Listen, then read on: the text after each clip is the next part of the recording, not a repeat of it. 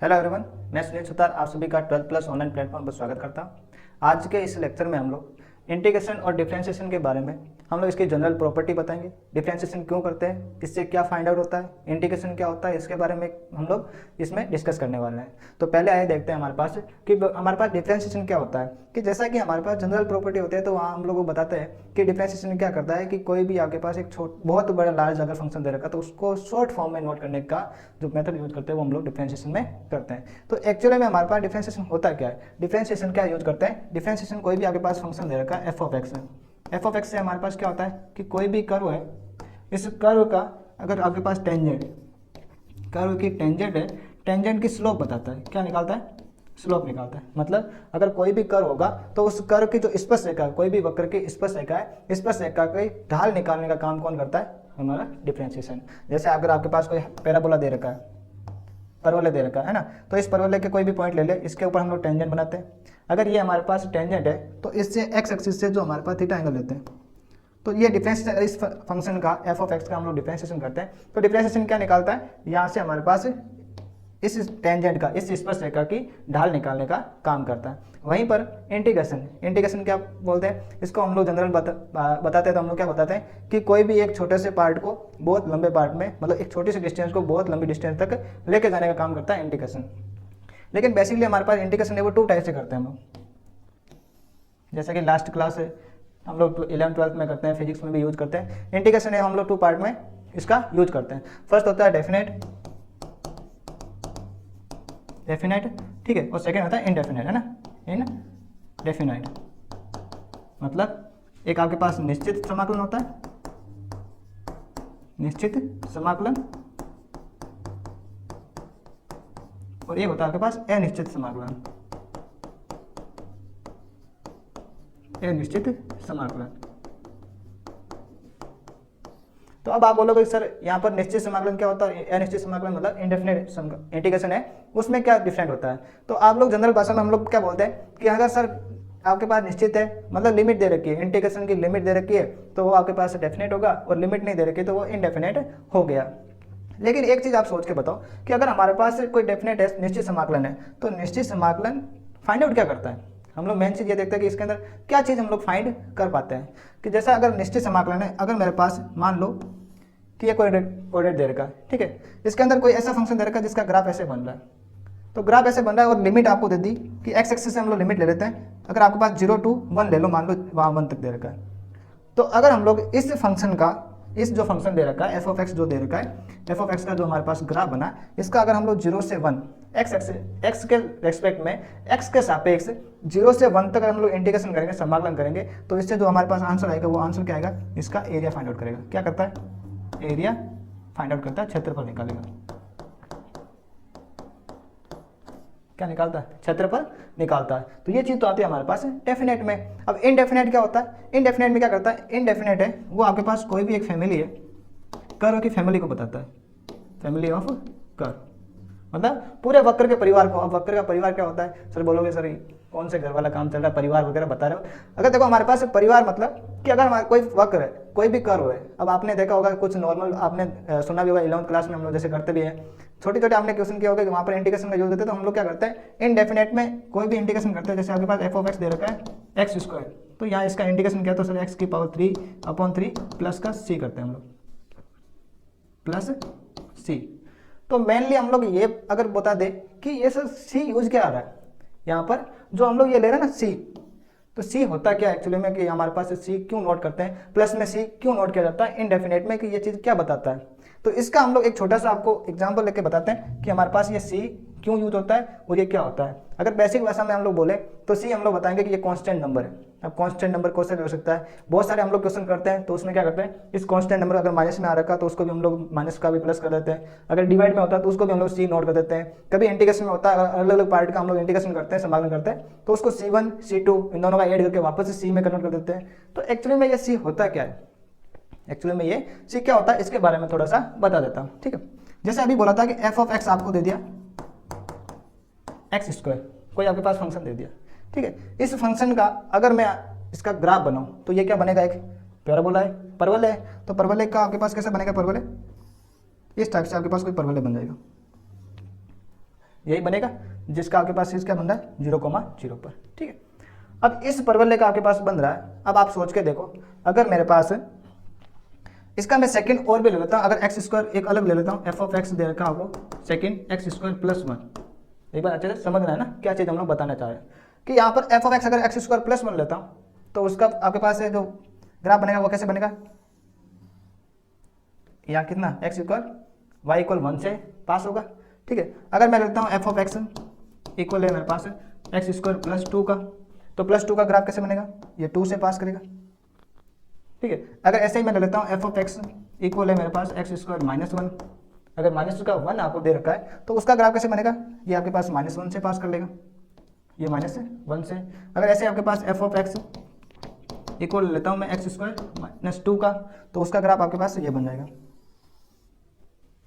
तो सर इसमें है क्या, हम लोग क्या बताना चाह रहे हैं, इसमें एक चीज़ आप नोट करना कि अगर हमारे पास इन सभी फंक्शन का मैं अगर डिफरेंशिएशन निकालूं, क्या निकालूंगा, अगर मैं इन सभी का अवकलन करूं तो मेरे पास अवकलन क्या आएगा, इसका भी आपके पास अवकलन करोगे तो वो क्या होगा 2x होगा। हम लोग क्या कर रहे हैं, डिफरेंशिएशन कर रहे हैं, इसका भी अवकलन होगा वो 2x होगा, इसका अवकलन क्या होगा, अब इसका भी अवकलन करोगे तो भी क्या होगा 2x होगा, इसका भी अवकलन करोगे तो 2x आएगा, इसका भी अवकलन करो तब भी 2x है, इसका भी अवकलन करोगे तो 2x होगा। ये कैसे होता है कि हमने एक्स स्क्वायर का किया, एक्स स्क्वायर में पावर आगे जाते हैं, ऊपर पावर में 1 माइनस कर देते हैं, और अगर आपके पास कोई भी कांस्टेंट नंबर है उसका डिफरेंशिएशन करते हैं तो वो क्या आता है 0 आता है। ये चीज़ हमने पहले से बहुत अच्छे से कर रखी है, छोटी छोटी चीज़ हमने कर रखी है। यहाँ हम लोग मेन चीज़ क्या बताना चाह रहे हैं कि अगर एक्स स्क्वायर प्लस 1 है, यहाँ पर 2 है, इन सब का क्या आ रहा है जो आपके पास स्लोप है। अभी मैंने बोला था कि डिफरेंशिएशन क्या करता है, डिफरेंशिएशन आपके पास कोई भी वक्र दे रखा है, कोई भी कर्व दे रखा है, उसकी टेंजेंट मतलब स्पर्श रेखा का ढाल बताता है, स्लोप बताता है। तो इन सब की स्लोप है, इन सभी का कोई टेंजेंट ले लेता हूँ मैं, एक पर्टिकुलर कोई पॉइंट ले लेता हूँ, एक्स इक्वल 1 ले लेता हूँ, जैसे एक्स इक्वल में 1 ले लेता हूँ। इस एक्स इक्वल 1 पर मैं आपको इन सभी के क्या निकालता हूँ, टेंजेंट निकाल के देखता हूँ। तो एक्स इक्वल 1 कहाँ होगा, कहीं यहीं पर होगा, मान लेते हैं मेरे पास ये कोई पॉइंट है एक्स इक्वल 1 है। ठीक है, इन सभी से पास हो रहा है। ठीक है, अब इसके पॉइंट का उस सभी का मैं क्या निकालता हूँ, टेंजेंट निकालूंगा, तो इसकी भी आपके पास जो टेंजेंट होगी कैसे बनेगी, इस टाइप से बनेगी। देखो थोड़ा रफली है लेकिन अच्छे से एक बार समझना है ना। इसकी मैं टेंजेंट निकालूंगा वो भी कैसे बनेगी, कुछ इस टाइप से बनेगी। इसकी टेंजेंट निकालूंगा वो भी किस टाइप की बनेगी, कुछ इस टाइप से बनेगी। इसकी टेंजेंट निकालेंगे वो भी इस टाइप से बन जाएगी। तो इन सब की आपके पास जो टेंजेंट है वो क्या आ रही है, पैरेलल आ रही है, समांतर आ रही है। इन सब की जो टेंजेंट है वो क्या है, पैरेलल है, समांतर है, क्या है, समांतर है। तो अगर आप लोग इस 2x का वापस से अगर इंटीग्रेशन करोगे तो मेरे पास क्या मिलना चाहिए, एक फंक्शन आना चाहिए। अभी बोलते हैं कि आपके पास जो इंटीग्रेशन होता है उस इंटीग्रेशन को हम लोग क्या बताते हैं, इंटीग्रेशन को हम लोग बोलते हैं एंटी डेरिवेटिव भी बोलते हैं, एंटी डेरिवेटिव मतलब हम लोग प्रति अवकलज भी बोलते हैं। तो अगर इसका वापस मैं इंटीग्रेशन करूंगा, समाकलन करूंगा तो मेरे पास ये मिलना चाहिए। लेकिन आप 2x का समाकलन करोगे तो क्या ये वापस -2 बन सकता है क्या, नहीं बन सकता, क्योंकि आप 2x का इंटीग्रेशन करोगे तो क्या मिलेगा 2x है ना, तो 2x का आप करोगे तो 2x की पावर क्या हो जाएगी 1 + 1 अपॉन 1 + 1, तो ये कट जाएगा 2 से, आपके पास क्या बनेगा x² ही बनेगा। अब इनका सभी का अगर आपस इंटीग्रेशन करोगे तो इसका भी x² होगा, इसका भी x² होगा, इसका भी x² और इनका भी x² ही मिलने वाला है। तो सर ये कैसे पता चलेगा कि कौन से आपके पास जो कर्व दे रखा है उस कर्व का हमारे पास इक्वेशन आई थी, भाई ये कैसे पता चलेगा कौन से फंक्शन का आपके पास इनसे, इससे हम लोग कैसे निकालेंगे कि ये कौन से फंक्शन का कर्व निकालेगा, कौन सा वक्र निकालेगा, कौन सा आपके पास कर्व बनेगा। तो यहाँ पर चेंज कौन हो रहा है, सिर्फ और सिर्फ ये कॉन्स्टेंट नंबर चेंज हो रहे हैं। तो कॉन्स्टेंट नंबर चेंज हो रहे हैं मतलब अगर आप इस सी से, इसीलिए हम लोग क्या करते हैं यहाँ पर इसको लिखते हैं 2x + c, क्या करते हैं जैसे इसको हमने बनाया ना x² में, तो इसको हम लोग लिखेंगे, अगर 2x का इंटीग्रेशन करते हैं तो इंटीग्रेशन करेंगे तो हमारे पास क्या बनेगा, वो बनेगा x² + c में। अब यहाँ पर c जो यूज हुआ वो c क्या यूज कर रहे हैं कि सर हमारा अगर प्लस का अगर 0 आ गया c तो ये इस वाले के वक्र का समीकरण बनेगा। अगर मैं c के इक्वल 1 लेता हूँ तो मेरे पास इस वाले वक्र का बन जाएगा, ये बन गया x² + 1 का। ठीक है, अगर मेरे पास x = 2 बनेगा, c = 2 बनेगा तो x² + 2, ये इस वाले वक्र का समीकरण बनेगा।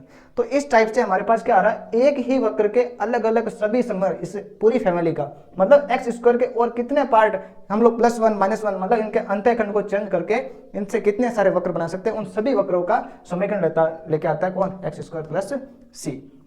या फिर हम लोग एक ही चीज़ बताते हैं कि यहाँ मैंने पहले ही बोला था कि इनडेफिनेट है, इनडेफिनेट समाकलन जो हमारे पास अनिश्चित समाकलन होता है वो उस अनिश्चित समाकलन क्या करता है, पूरे फैमिली का मतलब वक्र की पूरी फैमिली को बताता है कि जैसे जैसे हम लोग कोई कांस्टेंट नंबर को चेंज करते हैं वैसे वैसे कौन सा आपके पास वक्र बनेगा, कौन सा कर्व बनेगा, ये आपको इसमें पता लग जाता है। ठीक है, तो ये तो बेसिक चीज हमने बताई। इससे सी के बारे में अचर पद, जो हम लोग डायरेक्ट सिर्फ इतना सा पहले से ध्यान रखते हैं कि सी क्या होता है, कि सिर्फ कांस्टेंट नंबर होता है। अब ये कांस्टेंट नंबर क्यों आता है, तो यहाँ हम लोग पता लगे कि कांस्टेंट नंबर की जैसे जैसे वैल्यू चेंज होगी वैसे वैसे ये क्या करेगा, आपके कर्व को भी चेंज करेगा कि इसमें कौन सा आपके पास कर्व बनेगा। अगर आप सिर्फ और सिर्फ सी में लिखते हो तो ये जो पार्ट बना है ये इस पूरे के पूरे पैराबोला की फैमिली को बता रहा है, पैराबोला की पूरी फैमिली को बता रहा है कि इसके अंदर कौन कौन से आपके पास पैराबोला के अंदर अलग अलग बन सकते हैं। सुना है, चलो अब हम लोग लेते हैं कुछ आपके पास इसके अंदर नॉर्मल से फॉर्मूले, उन सबको लिखते हैं जो पर्टिकुलर हम लोग हर बार यूज करते हैं। तो मैं इसको एक बार रफ कर देता हूँ।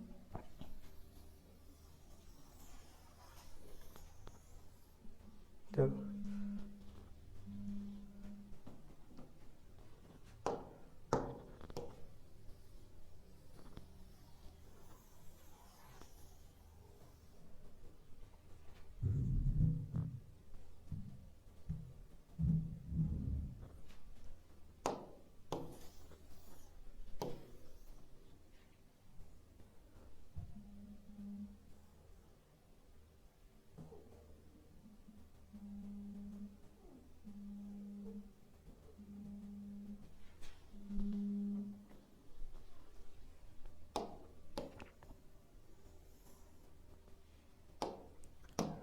तो अब हम लोग लेते हैं इसके नॉर्मल जो हम लोग बेसिक फॉर्मूले कि डेरिवेटिव कैसे निकलता है, इसको हम लोग बताते हैं कि इंटीग्रेशन होता है उसको हम लोग एंटी डेरिवेटिव बोलते हैं ना, एंटी डेरिवेटिव। एंटी डेरिवेटिव मतलब प्रति अवकलज,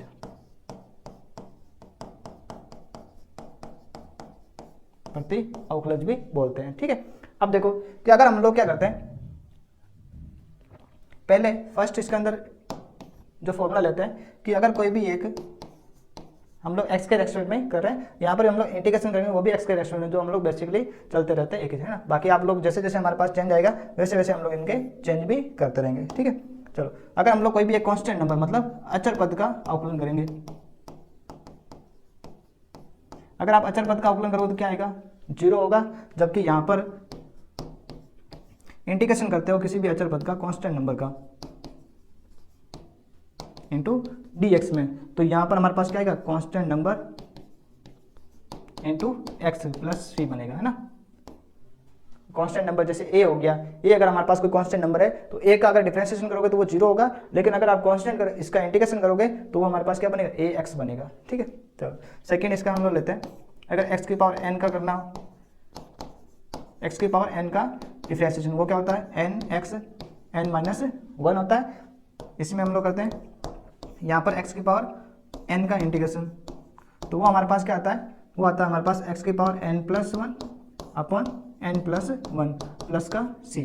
अब यहाँ एक चीज़ और देखना, जो छोटी सी बात हमारे पास है कि हम लोग बोलते हैं कि इसको एंटी डेरिवेटिव बोलते हैं, मतलब डिफरेंशिएशन का रिवर्स होता है वो इंटीग्रेशन होता है। ये चीज़ हम लोग पहले से जान चुके हैं। ठीक है, तो यहाँ बताओ कि अगर हम लोग इसका इंटीग्रेशन करेंगे क्या हमारे पास ये नहीं बनेगा क्या, अगर मैं इसका इंटीग्रेशन करूँ तो मेरे पास ये x की पावर n बनना चाहिए। तो क्या बनता है क्या, अगर आप कोई भी फॉर्म जैसे हमारे पास ये बन रहा है कि nx n माइनस 1, इसका मैं इंटीग्रेशन करूंगा तो मेरे पास क्या मिलना चाहिए, dx, क्योंकि मैं इसी पार्ट का क्या करता हूँ दोनों तरफ इंटीग्रेशन करूंगा तो dy जो dx बनेगा वो हट जाएगा और इसका क्या हो जाएगा, इंटीग्रेशन हो जाएगा।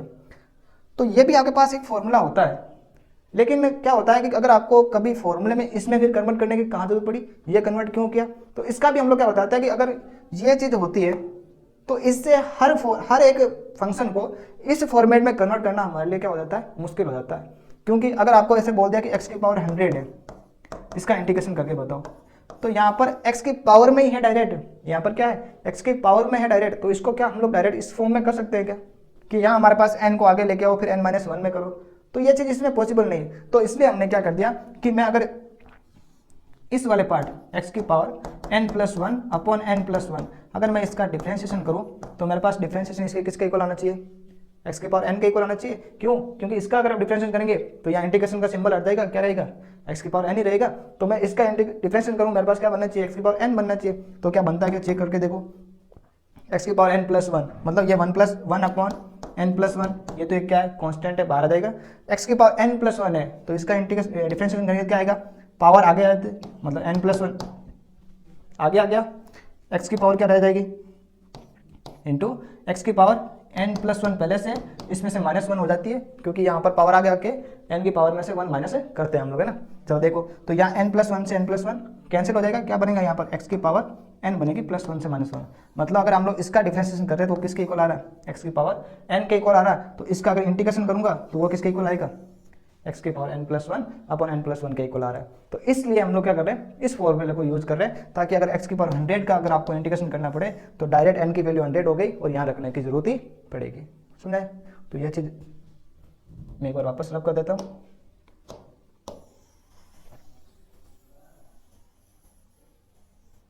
चलो देखो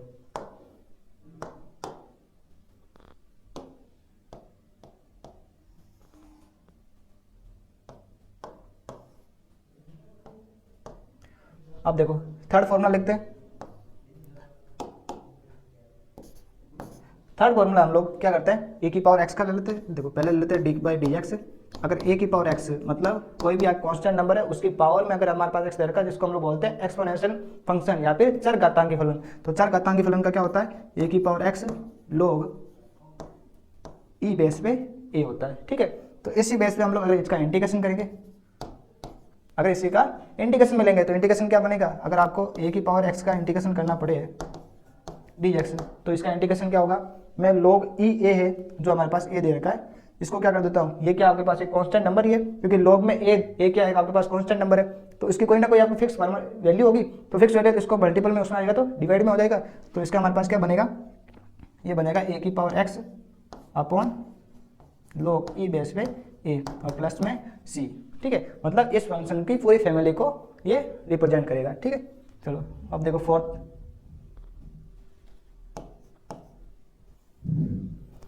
ले लेते हैं हम लोग डी/dx। अगर आपके पास e की पावर x का दे रखा है तो e की पावर x में भी क्या होगा, इसका आपके पास डिफरेंशिएशन करेंगे तो वो भी आपके पास e की पावर x ही आएगा। तो इस फॉर्मेट में हमारे पास अगर e की पावर x का इंटीग्रेशन करेंगे तो वो भी हमारे पास e की पावर x प्लस c ही बनेगा, ठीक है। अब देखो फिफ्थ लेकर डी/dx अगर log x का आपको डिफरेंशिएशन करना तो वो क्या होगा 1/x होगा। तो अगर मैं 1/x का इंटीग्रेशन करूंगा तो मेरे पास क्या आएगा, इसका इंटीग्रेशन करूंगा तो log x करना चाहिए। तो मैं यहाँ लिखूंगा fifth integration of 1/x into dx। तो ये इक्वल हो जाएगा मेरे पास log x प्लस सी के इक्वल होगा, ठीक है। अब देखो सिक्स्थ, अगर हम लोग ट्रिग्नोमेट्री फंक्शन ले लेते हैं तो ट्रिग्नोमेट्री फंक्शन का फर्स्ट डी/dx साइन एक्स, ठीक है। सेवंथ ले लेते हैं हम लोग डी/dx cos x। एट्थ है हमारे पास डी/dx tan x। अब देखो sin x का डिफरेंशिएशन क्या होता है cos x, ठीक है। इसका हमने प्रूफ भी करा सकते हैं लेकिन ये आपके पास प्रूफ अभी हम लोग बेसिक कर रहे हैं, बाकी प्रूफ हम लोग ए पर करवाते हैं वैसे, है ना। चलो cos x क्या होता है माइनस का sin x, tan x का क्या होता है sec स्क्वायर x होता है, ठीक है। तो इसके बेसिस पे हम लोग इसमें भी ले लेते हैं।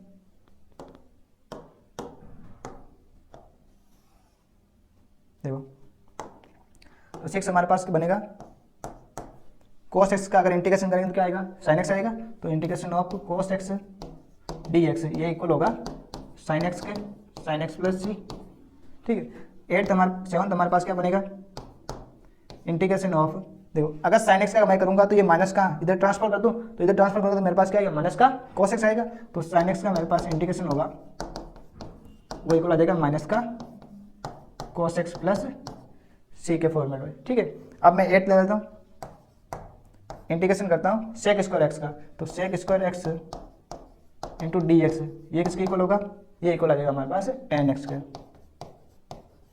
प्लस सी में, ठीक है। चलो अब नेक्स्ट लेते हैं।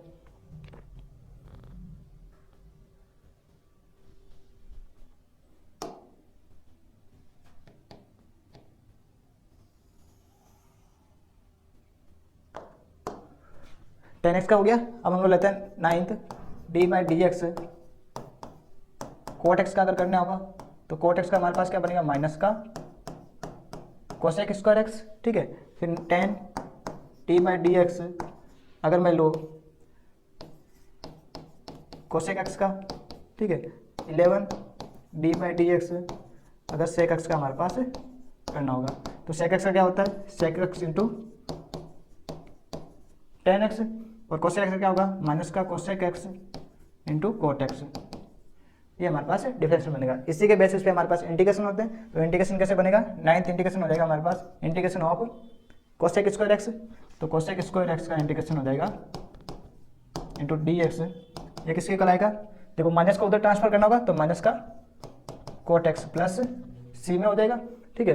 अब हमारे पास जो अगर टेंथ हो जाएगा, इंटीग्रेशन करें कोसेक एक्स कोट एक्स का, तो कोसेक एक्स कोट एक्स का इंटीग्रेशन क्या होगा, cosec x into cot x, तो इसका इंटीग्रेशन हो जाएगा, इसका इंटीग्रेशन क्या बनेगा, माइनस का कोसेक एक्स, तो यहाँ लिख देंगे माइनस का कोसेक एक्स प्लस सी, ठीक है। चलो 11 हमारे पास क्या बनेगा, इंटीग्रेशन ऑफ, यहाँ सिर्फ हो गया ना,